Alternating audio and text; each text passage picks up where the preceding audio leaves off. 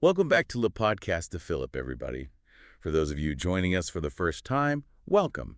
We do deep dives into current events and news stories. That's right. We try to go beyond the headlines and really get into the nuances and complexities of what's going on. Yeah, so this week, we're going to be looking at Donald Trump's first week back in office for his second term. It's certainly been a wild ride already. It has. And we've been getting tons of messages from you all asking if Trump's actions are setting off any alarm bells. Specifically, could he be exhibiting dictatorial tendencies? Yeah, it's a pretty heavy question. It is. And it's one that we're going to be trying to unpack today. We've got a whole stack of recent articles and reports here. We'll be looking at some of his most controversial executive orders, the Justice Department shakeup, and what experts are saying about all of this. And if you want to follow along at home, we'll be linking to all of the source material in the show notes. Right. And while you're down there, hit that subscribe button and like this video so you can keep up with all of our future deep dives. All right, so let's dive in. Right out of the gate, Trump signed over 50 executive orders in his first week. That in itself is pretty remarkable. Yeah, 50 executive orders in just a few days. That's got to be some kind of record, right? I think it might be. And the content of some of these orders is really causing concern. For example, he's moved to eliminate all diversity and inclusion programs within the federal government. Right. And he's also attempting to end birthright citizenship. Which, if you're not familiar, would be a huge change to how citizenship is determined in the U.S. Yeah, it would basically mean that if you're born in the U.S., but your parents aren't citizens, you wouldn't automatically become a citizen yourself. So what are experts saying about these moves? Well, there's definitely a sense of alarm from many quarters. The Guardian and El País, for example, are suggesting that this rapid-fire approach could be a tactic to overwhelm any opposition and avoid scrutiny. It's kind of like creating so much chaos that no one can really keep up or push back effectively. Exactly, and that's something we've seen from autocrats throughout history. So are they comparing Trump to a dictator? Well, they're not using that word explicitly, but they are pointing out that these types of tactics are straight out of the autocrat playbook. And it's not just the content of the orders, it's also the way they seem to bypass typical legislative processes. Right. Executive orders are supposed to be used for managing the operations of the federal government, not creating entirely new laws. So there's a concern that he's trying to consolidate power in the executive branch. Yeah, that's definitely one of the worries. And then there's the Justice Department shakeup. Trump fired several officials who were involved in previous federal criminal investigations against him. He said it was because of a lack of loyalty. Which is kind of a chilling thing to hear from a president when talking about the Justice Department. Especially given his past statements about potentially being a dictator and wanting to rebalance the scales of justice. Right. It all starts to paint a bit of a troubling picture. And this move seems to be feeding into that narrative that he's consolidating power and potentially trying to avoid accountability for past actions. Exactly. And then you have things like shutting down the Spanish language White House website. Okay. On the surface, that might not seem like a huge deal.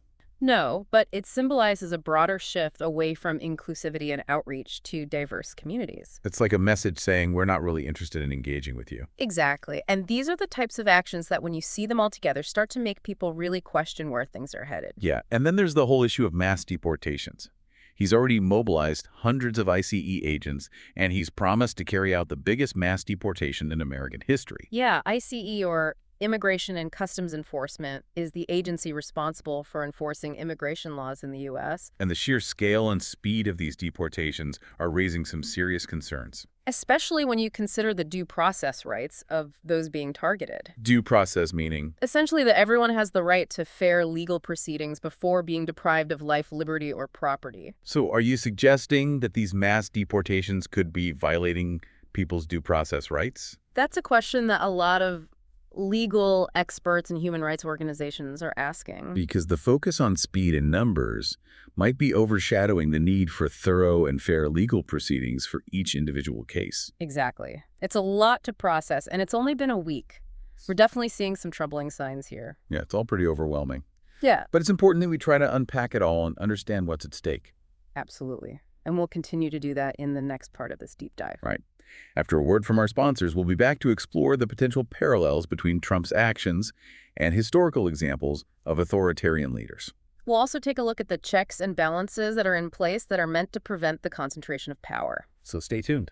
Okay, so we've been looking at Donald Trump's first week back in office, and as we've seen, it's been pretty tumultuous. Yeah. A lot of people are wondering if these are just the actions of a bold and decisive leader, or is there something more concerning going on? Right. And some people are even drawing parallels between Trump's actions and the tactics used by historical dictators to consolidate power. Oh, wow. Really? Yeah. Like, who are we talking about here?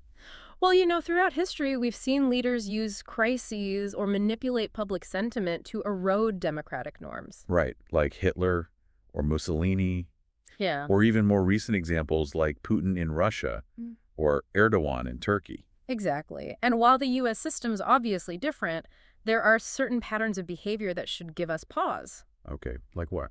Well, for instance, the constant attacks on the media, labeling any unfavorable coverage as fake news. That's a classic tactic used to discredit legitimate sources of information and control the narrative. And it's not just the media. He's also attacked judges who have ruled against him, and even hinted at wanting to limit the power of the judiciary, which is like a cornerstone of the American system of checks and balances. Right. A healthy democracy relies on a balance of power between the different branches of government. And the judiciary's role is to ensure that the laws are applied fairly and that no one, not even the president, is above the law. So attempts to undermine the judiciary should be viewed with concern. Absolutely. And then there's the rhetoric we discussed earlier. The idea that he alone can fix the country, that he's the only one who can protect the nation from perceived threats. Yeah, it's like he's trying to create this image of himself as the indispensable savior. Exactly. It's about creating a cult of personality, projecting an image of strength and infallibility, while simultaneously sowing distrust in all other sources of authority. And that creates a climate of fear and dependence, where the leader becomes the only one people feel they can turn to. Right, and we've seen this lead to disastrous consequences throughout history. So what can be done to prevent this from happening here in the U.S.? What are the safeguards in place to protect American democracy from this type of power grab? Well, the U.S. system of government has a number of checks and balances designed to prevent any one person or branch from accumulating too much power. Well, we have the separation of powers between the executive, legislative, and judicial branches. We have a free press that's supposed to hold those in power accountable.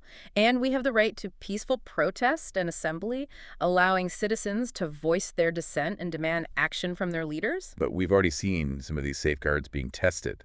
Trump has tried to pressure the Justice Department, he's repeatedly attacked the media, and his rhetoric has contributed to a rise in political polarization. You're right to be concerned. The strength of any democracy lies not just in its institutions, but also in the active participation of its citizens. So if people become complacent or disengaged, or too divided to challenge abuses of power, then these safeguards can weaken. Exactly. So what can we as individuals do to ensure that doesn't happen?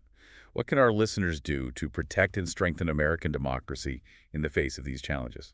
We were talking about these troubling signs from Trump's first week back and what they might mean for American democracy. A lot of people are probably feeling kind of overwhelmed right now. Yeah. It's easy to feel powerless in the face of all this. Yeah. But it's important to remember that we're not powerless. We still have agency as citizens. That's a good point. So what can we do? What concrete actions can our listeners take to safeguard democracy? Right. Like starting right now. Well, I think first and foremost, it's important to stay informed and engaged. Don't just passively consume the news. Seek out diverse perspectives from reliable sources. Make sure you understand how the government works, what your rights are, and how you can make your voice heard. We're bombarded with so much information these days. It's more important than ever to be critical thinkers. That's so true. Fact-check information, consider potential biases, and don't get trapped in echo chambers where you're only hearing opinions that you already agree with. And remember, a lot of change happens at the local level. So participate in your community. Get involved in town halls, contact your representatives, vote in local elections, and organize around issues that matter to you. It's easy to feel like our individual actions don't make a difference, but collective action is powerful. Support organizations that align with your values and advocate for democratic principles. You can donate, volunteer, or simply amplify their message.